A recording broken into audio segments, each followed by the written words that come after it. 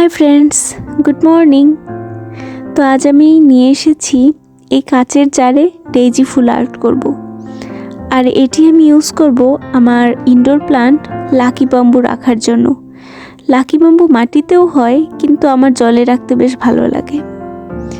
আর আমি এই বোতলটি ইউজ করছি রিসাইক্লিং করে, কজ এটি ছিল ডাবরের মধুর কৌটো।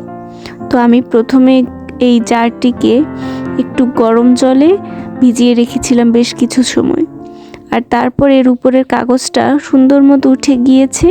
তারপর আমি একটু হুইল পাউডার দিয়ে ভালো করে পরিষ্কার করে নিয়েছি, এজন্য আরও বেশি সুন্দর দেখাচ্ছে। এরপর আমি আর্ট করতে নিয়ে এসেছি শুকিয়ে। আর্ট করার পর কেমন লাগছে তোমরা অবশ্যই আমাকে কমেন্ট করে জানাবে প্লিজ। Thank you.